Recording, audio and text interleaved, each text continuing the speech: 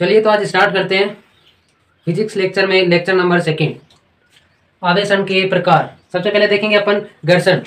घर्षण के द्वारा आवेशन हो सकता है अगर किसी दो उचित पदार्थों को आपस में घर्षण करवाया जाए। घर्षण का मतलब यहाँ एक दूसरे को स्पर्श करते हुए रगड़ना हम बोल सकते हैं। यानी कि एक दूसरे को स्पर्श करते हुए अगर एक दूसरे पदार्थ को आपस में रगड़े तो उनमें से एक पदार्थ से इलेक्ट्रॉन निकलकर दूसरे पदार्थ में चला जाता है। घर्षण का बता रहा हूं, एक पदार्थ है, ये दूसरा पदार्थ है। अगर आपस में रगड़ेंगे इनको तो एक पदार्थ से इलेक्ट्रॉन दूसरे पदार्थ के अंदर चला जाएगा। तो एक पदार्थ के अंदर इलेक्ट्रॉन की क्या हो गई? कमी हो गई। यहाँ इलेक्ट्रॉन की कमी हो गई और यहाँ पर आ गया इलेक्ट्रॉन, तो इलेक्ट्रॉन की अधिकता। अब यहाँ इलेक्ट्रॉन ज्यादा हो गए, यहाँ इलेक्ट्रॉन कम हो गए। इलेक्ट्रॉन कम होते हैं तो क्या, कौन सा चार्ज आता है? पॉजिटिव। और इलेक्ट्रॉन ज्यादा होते हैं तो नेगेटिव। तो ये तो हो जाएगा धनावेशित, ये हो जाएगा ऋण आवेशित। यही घर्षण के अंदर डेफिनेशन में लिखना है। जब दो उचित पदार्थों को आपस में घर्षण करवाया जाए तो एक पदार्थ से इलेक्ट्रॉन निकलकर दूसरे पदार्थ पर चला जाता है, जिससे एक पदार्थ धनावेशित तथा दूसरा पदार्थ ऋणावेशित हो जाता है। घर्षण कहलाता है या घर्षण द्वारा आवेशन कहलाता है। नेक्स्ट टॉपिक की बात करते हैं, भौतिक स्पर्श द्वारा। नाम से ही पता चल रहा है भौतिक स्पर्श द्वारा, यानी जब किसी भी पदार्थ को स्पर्श करके आवेशित करते हैं तो उसे भौतिक स्पर्श द्वारा आवेशन कहते हैं। एग्जाम्पल देखिए, ये एक गोला है, ये अभी अनावेशित है। अनावेशित का मतलब उदासीन है। मैं दूसरा गोला ले रहा हूं इधर जो कि आवेशित है। कोई सा भी चार्ज ले सकते हो, पॉजिटिव और नेगेटिव दोनों का एग्जांपल बता दूंगा। ये पॉजिटिव है, यहाँ पे पॉजिटिव चार्जेस है इसके ऊपर, मतलब ये धन आवेशित है। और ये उदासीन है, इस पर कोई भी आवेश नहीं है। अब हमें भौतिक स्पर्श द्वारा आवेशन को समझना है। तो भौतिक स्पर्श, ये अनावेशित है, ये आवेशित है, तो इनको भौतिक स्पर्श करवाएंगे एक दूसरे को। या तो आप नीचे लाके एक दूसरे में टच कर सकते हो या एक तार से जोड़कर स्पर्श करवा सकते हो। एक तार से जोड़कर स्पर्श करवा सकते हो। स्पर्श करवाने के बाद क्या घटना घटेगी वो देखिए। यहाँ पर 1 2 3 4 5 6, यहाँ पर था 6 क्यू आवेश, 6 पॉजिटिव आवेश प्लस 6 आवेश था यहाँ पर। अगर नॉर्मली एग्जाम्पल की अपन समझे तो भौतिक स्पर्श के बाद में आधा आवेश इसके अंदर चला जाएगा। वापस से सुनिए, आधा आवेश इसके अंदर चला जाएगा, प्लस प्लस और प्लस। इसके अंदर से जो आधा आवेश था, पहले प्लस के 6 पॉजिटिव चार्ज इसमें थे, अब मैंने 3 इसमें डाल दिए, 3 इसमें रह गए। आधा आवेश ही क्यों गया? आधा आवेश इसलिए गया क्योंकि जो मैंने दोनों गोले ले रखे इनका जो विभव है वो समान है। विभव अपना नेक्स्ट चैप्टर है, उसमें विस्तार से पढ़ेंगे विभव क्या होता है। अभी यहाँ ये एग्जांपल समझ में नहीं आया कि आधा आवेश ही क्यों गया, तो आप एक और एग्जांपल की तरह समझ सकते हैं कि दो टंकी है, पानी की फुल भरी हुई है। पहली टंकी, ये वाली टंकी पानी की फुल भरी हुई है। अब नीचे से एक पाइप द्वारा दोनों को अगर संपर्क में ला दिया या दोनों को अगर जोड़ दिया जाए और नल को ऑन कर दिया जाए, यहाँ से इसको ऑन कर दिया जाए, तो इधर से पानी इधर की तरफ बहेगा और ये तब तक नहीं रुकेगा जब तक दोनों टंकी आधी नहीं हो जाती। दोनों टंकी आधी नहीं हो जाती। शर्त ये है कि दोनों टंकियां इक्वल होनी चाहिए। इसका मतलब इसमें जो विभव का काम करता है वो करता है शेप, आकार। यहाँ टंकी दोनों इक्वल है, मतलब कितनी बड़ी है टंकी, दोनों इक्वल है, इसलिए आधा आधा पानी आ गया। वैसे ही मैंने यहाँ पर विभव का नाम दिया है इसी चीज को, और अगले नेक्स्ट चैप्टर में विभव विस्तार से पढ़ लेंगे। तो दोनों में आवेश का वितरण हो गया आधा आधा। अब आगे क्या करेंगे, इसमें भी पॉजिटिव, इसमें भी पॉजिटिव। अब मैं क्या करूंगा, इस बीच वाले तार को कट कर दूंगा, यहाँ से बीच वाले तार को काट दूंगा। तो इसमें भी पॉजिटिव आवेश, ये तो पहले से ही आवेशित था, लेकिन इसका आधा आवेश और ट्रांसफर हुआ है वो इसके अंदर आ गया, तो इस वजह से ये गोला भी आवेशित हो गया।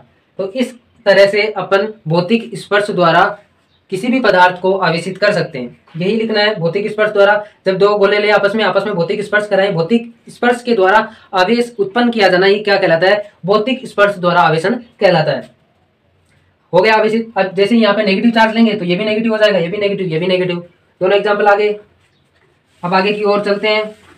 प्रेरण, प्रेरण द्वारा आवेशन। प्रेरण क्या है, ये थोड़ा सा अलग वर्ड है। प्रेरण, प्रेरण को आप समझ लीजिए कि किसी भी वस्तु को बिना स्पर्श करवाए, भौतिक स्पर्श में तो क्या था, स्पर्श करवा के, प्रेरण द्वारा क्या होता है कि किसी भी वस्तु को बिना स्पर्श करवाए आवेशित कर देना, प्रक्रिया क्या कहलाती है, आवेशन कहलाती है। प्रेरण द्वारा आवेशन। एग्जाम्पल ले रहा हूं, किसी भी वस्तु को बिना स्पर्श करवाए आवेशित कर देने की प्रक्रिया प्रेरण द्वारा आवेशन कहलाती है। मैं एक गोला ले रहा हूं यहां पर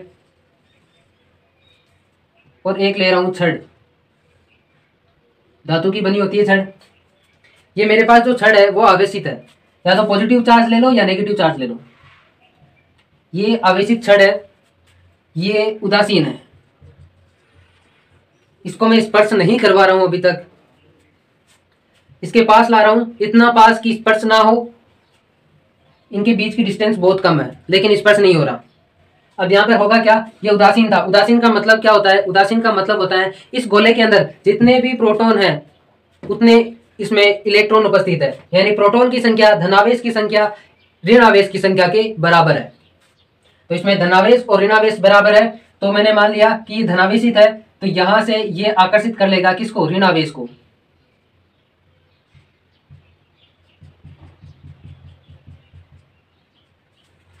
ऋण आवेश को आकर्षित करेगा और प्रतिकर्षित किसको करेगा, धन आवेश को, क्योंकि समान समान को प्रतिकर्षित करता है और विपरीत को आकर्षित करता है। पहले वाले लेक्चर में ये सारी चीजें बताई हुई है। प्रतिकर्षण कर दिया, ये आकर्षित हो गया।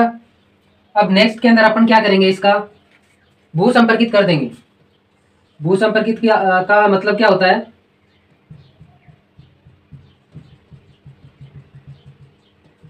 यहां से इस छड़ को हटाएंगे नहीं, क्योंकि हटा देंगे तो वापस जो पॉजिटिव और नेगेटिव चार्ज अलग अलग हुए हैं वो वापस मिल जाएंगे। ये धनावेशी छड़ है, इसको नहीं हटाएंगे, पहले करेंगे इसको भू संपर्कित। भू संपर्कित का ऐसा चिन्ह होता है, इसको बोलते हैं भू संपर्कित। भू संपर्कित का मतलब है कि ये जो यहाँ पर आवेश है, जो मुक्त आवेश है, ये तो इसको प्रतिकर्षित कर रहा है प्लस प्लस को, तो ये मुक्त आवेश, और ये इसको आकर्षित कर रहा है, तो आकर्षण बल से ये बंधा हुआ है नेगेटिव चार्ज, किससे, पॉजिटिव चार्ज से बंधा हुआ है। तो ये तो भू संपर्कित हो नहीं सकता। भू संपर्कित मतलब भूमि के अंदर जा नहीं सकता, तो कौन सा चला जाएगा, पॉजिटिव आवेश चला जाएगा। अब यहां से गौर करने वाली बात है, पॉजिटिव आवेश का मतलब होता है प्रोटॉन। तो प्रोटॉन कहाँ होते हैं, प्रोटॉन होते हैं नाभिक के अंदर। तो नाभिक में नाभिकीय बलों द्वारा दृढ़ता से प्रोटॉन बंधे होते हैं। तो आवेश के लिए हमेशा कौन उत्तरदायी होता है, इलेक्ट्रॉन उत्तरदायी होता है। इसलिए प्रोटॉन जो धनावेश है वो कहीं नहीं जाएगा, मतलब इसको अनावेशित, मतलब धनावेश को हटाने के लिए पृथ्वी से इलेक्ट्रॉन ऊपर की ओर आएंगे और यहाँ पर 6 इलेक्ट्रॉन आकर 6 पॉजिटिव चार्ज को क्या कर देंगे, उदासीन कर देंगे। तो ये पूरी तरह से यहाँ पे उदासीन हो जाएंगे, ये सारे पूरी तरह से उदासीन हो जाएंगे। अब उदासीन होने के बाद हम क्या करेंगे, इस तार को यहाँ से कट कर देंगे। पहले तार को कट करेंगे, उसके बाद यहाँ से ये छड़ को हटा लेंगे। अब हटाने के बाद हमें क्या मिलेगा, ओनली फॉर नेगेटिव चार्ज। तो ये ऋण आवेशित हो गया अपना गोला।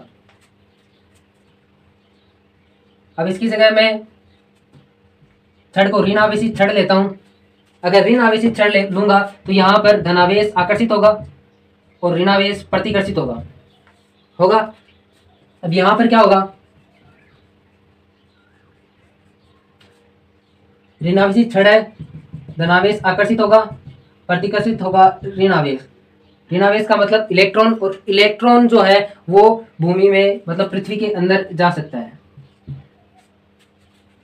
अंदर और बाहर किसी भी वस्तु को आवेशित करने के लिए हमेशा अंदर और बाहर इलेक्ट्रॉन ही गमन करता है। जिम्मेदारी किसकी है, इलेक्ट्रॉन की। तो इलेक्ट्रॉन चला जाएगा पृथ्वी के अंदर, मतलब ये सारा आवेश चला गया पृथ्वी के अंदर। अब इस तार को कट कर देंगे यहाँ से, तो इसमें ये आवेशित जो पॉजिटिव चार्ज है वो नेगेटिव से अट्रैक्शन, मतलब आकर्षित हो रखा है। अब इस छड़ को भी हटा देंगे तो इस गोले में पूरा धन आवेशित चार्ज फैल जाएगा। ये एग्जाम्पल लेना है और ऐसी की ऐसी लैंग्वेज के अंदर इस एग्जाम्पल की थ्योरी लिखनी है।